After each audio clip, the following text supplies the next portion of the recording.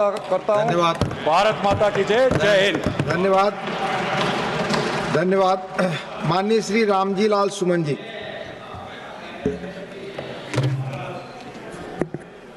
हिंदी में बोले।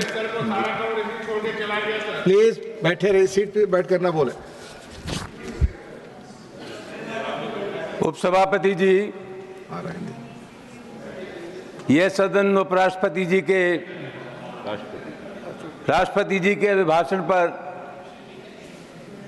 चर्चा कर रहा है और राष्ट्रपति जी ने अपने अभिभाषण में जो किसानों के लिए कहा है उसको मैं पढ़ता हूं कि किसानों की आय बढ़ाने एवं खरीफ तथा रबी फसलों के न्यूनतम समर्थन मूल्य निरंतर बढ़ाए गए हैं। उपसभापति महोदय, सवाल इतना ये नहीं है कि न्यूनतम समर्थन मूल्य कितना बढ़ाया गया है, उससे ज्यादा महत्वपूर्ण ये है कि किसान को न्यूनतम समर्थन मूल्य का लाभ मिला कि नहीं मिला है।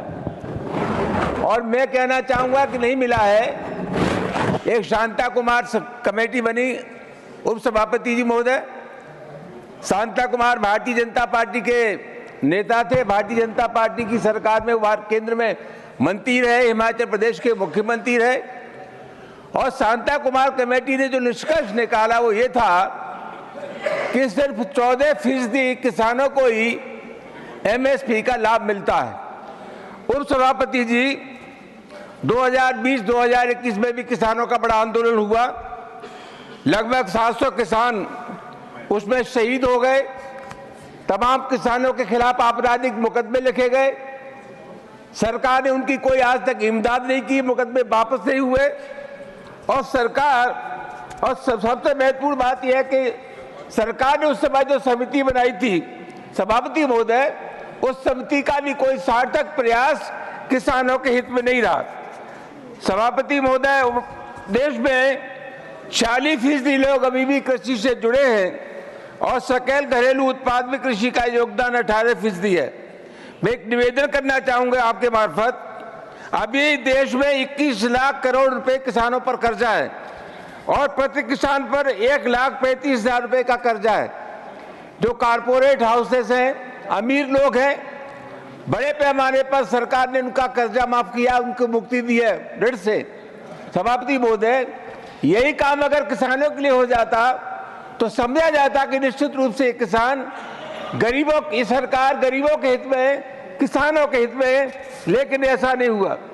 सभापति महोदय, एक लंबे से हिंदुस्तान के किसान आंदोलन कर रहे हैं और आपको मालूम है कि जगदीश सिंह डल्लेवाला का अनशन महीनों से चल रहा है। मैं ऐसा मानता हूं कि दुनिया की कोई समस्या ऐसी नहीं है जो बातचीत के जरिए हल हो सके, बशर्ते कि लोगों की नीयत ठीक हो। मैं आरोप लगाना चाहूंगा कि इतना लंबा अरसा बीत जाने के बाद भी जो सार्थक प्रयास भारत सरकार को किसानों की समस्याओं के दूर करने के लिए करना चाहिए था, इस सरकार ने नहीं किया है। उपसभापति जी, 2014 से लेकर के अब तक 57,160 किसानों ने आत्महत्या की है। और मजेदार बात यह है, ये जो किसानों की बात करते हैं सभापति महोदय, इतना गंभीर मामला है कि किसानों के जो भाव तय कर, फसलों के भाव तय करने वाली कमेटी है, एमएसपी तय करने वाली कमेटी है, वो कृषि मंत्रालय के अधीन एक सचिव होता है, वो उसकी अध्यक्षता करता है। न तो उसमें किसानों के नुमाइंदे, न कृषि विशेषज्ञ। ये बहुत गंभीर मामला है उपसभापति जी। ये सरकार किसानों के हितों से खिलवाड़ कर रही है और मैं बहुत विनम्रता पूर्वक निवेदन करना चाहूंगा, अभी तक मैंने जो भाषण सुने हैं, इधर ये जो बीजेपी के लोग बैठे हैं, तमाम लोगों के प्रवचन मैंने सुने, लेकिन किसानों के सवाल पर शायद 1-2 आदमी ने कोई बात कही हो, लेकिन किसानों के सवाल पर ये बोलने के लिए तैयार नहीं है। उपसभापति महोदय, मैं आपके मार्फत निवेदन करना चाहूंगा कि हिंदुस्तान के किसानों का कर्जा माफ हो।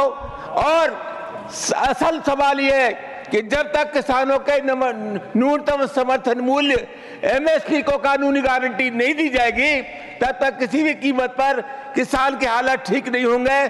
सरकार को संवाद स्थापित करना चाहिए किसानों की समस्याओं के सिलसिले में, और जितनी जल्दी किसानों की समस्या का निराकरण हो सके उतना ही अच्छा रहेगा। बहुत बहुत धन्यवाद। धन्यवाद। माननीय श्रीमती रेखा शर्मा जी, मेडन स्पीच।